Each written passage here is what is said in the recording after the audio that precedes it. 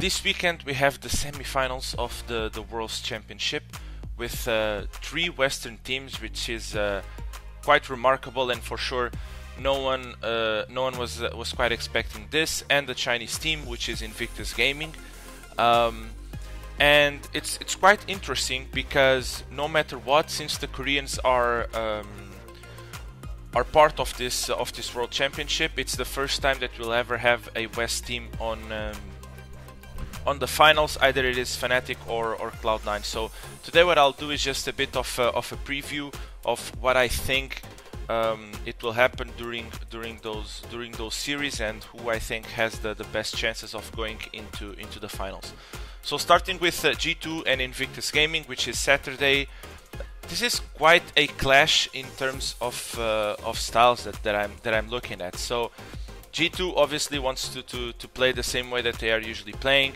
I think that Perkz and the bot lane stepped up quite highly to what Wunder was already performing, which was quite good against RNG, and I think it was indeed decisive. The fact that their bot lane played really well, and Perkz just had one of the best series that he had since I watched him playing, at least.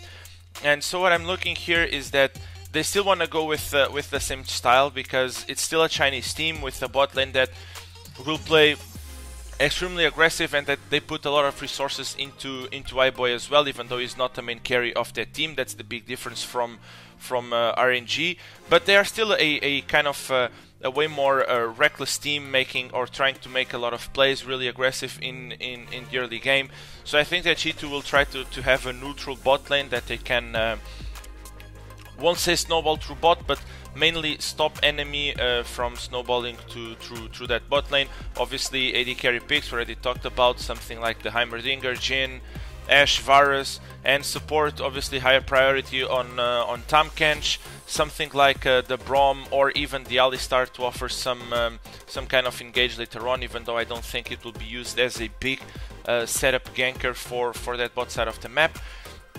But the main difficulty that G2 will have on this game is that Rookie is the best mid laner performing in this tournament, which means that Invictus Gaming, if they go with a strategy of controlling the 2v2 mid and basically allowing G2 to have a neutral bot lane but shutting down Wunder, then I think G2 will have a hard series. So obviously I think that they can win. Do not underestimate G2 Esports in this tournament. They showed that they can adapt really well, that can play against a lot of styles, but that they play always with the same style. And that worked against RNG, and that worked really well because, as I said, mid lane and bot lane stepped up big time. But I think that actually against Invictus Gaming, the matchup is harder than RNG, even though RNG was the first seed over Invictus Gaming on the same region. I think that the fact that they have a way better mid laner, and that they showed also on their series against KT that they can contest quite well, I would say, that 2v2 mid jungle, except against Fnatic, that was like a misery. But they showed some improvement in there, and I think that if Invictus tries to use that 2v2 to shut down Wunder and to try to get an early advantage, then it will be hard for G2 to set up their 1-3-1, and also obviously to win team fights. So basically for this kind of series, early game, first 10 to 15 minutes will probably decide the game. Because if G2 gets an early lead and they can control the mid lane, then they will be able to set up their 1-3-1, and because of that they'll probably be able to win the game, unless something happens around bot lane, which I'm not expecting according to the way that they are performing. If Invictus Gaming has a lead early on with their 2v2 mid jungle, then they can shut down Wunder. And then because of that, G2 will not be able to set up their 1-3-1, meaning that Invictus can just brute force everything on the map that they want, which they are also good on doing. So they will be able to also close out the game with a stronger team fight. So I'm actually predicting in a serious way. It's actually really hard to predict this, because my head says 3-1 Invictus Gaming, but my heart says 3-0 G2 Esports. So, that was a hard one, but I'll stick to my pick'em, and I'll say that you'll see G2 in the finals with. Let's match these two predictions together, and let's say a 3-2 to G2 Esports. So moving on to Sunday with Fnatic versus Cloud9, and obviously, in my opinion, this is a really exciting game, and I hope this series will go to Game 5, because this will be for sure an extremely entertaining series with two teams playing really aggressive in this tournament. So I think that Cloud9, for example, starting with Cloud9, they have been showing a really good progress, some really good drafts, and some really good understanding of for an NA team how to use side lanes and how to play for a top laner, which is something that we don't see a lot on NA. But Licorice is also performing to that standard, so it also becomes easy to play around him when he's performing at that level. And I think that Jensen also stepped up a lot, Svenskeren as well. I still have some doubts relating their bot lane, even though I think Zeyzal has been doing really well, but Sneaky not so much.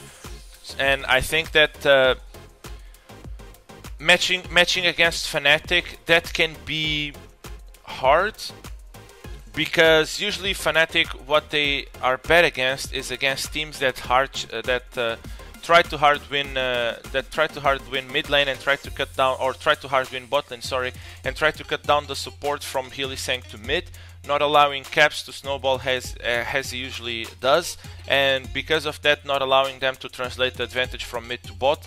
And their bot lane is not really known for hard win matchups 2v2, and I think that Cloud9 in that sense, that can be a hard time, by the simple reason that they will not be able to shut down Hylissang. So I think that Fnatic, in most of the cases, unless they hard int, they should be able to get Hylissang roaming down mid, or at least roaming down to the river, supporting the 2v2 mid jungle, getting some advantages through that 2v2 mid jungle, and after that translating it into bot and starting a snowball. What is the big catch of this is that Cloud9 will not care that much if Fnatic wants to translate advantage into bot side, because they want to translate advantages into top side. So once again, we see a clash of styles, but the common denomination is that 2v2 mid jungle. And because of that 2v2 mid jungle being the domination cause, I will give the edge in this series to Fnatic, as long as Fnatic performs at their standards on groups and not on their last series.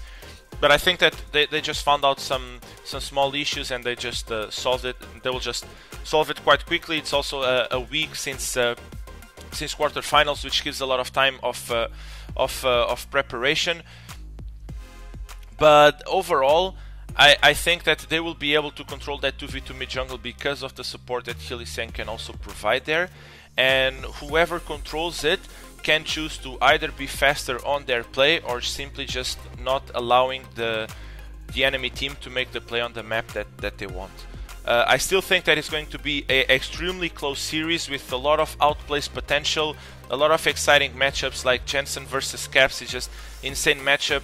Licorice versus Bwipo or Soas is obviously insane as well. Bot lane, not so much. I would highly give the advantage bot lane onto Fnatic, but it's going to be extremely entertaining for this series. In terms of results, I actually think it's going to be a 3-1 for Fnatic, a bit more dominated than or a bit less close than the G2 Invictus Gaming, purely because I think that they at this Worlds are the best team in terms of 2v2 mid jungle, and I think that on their matchup against Cloud9, that will matter a lot.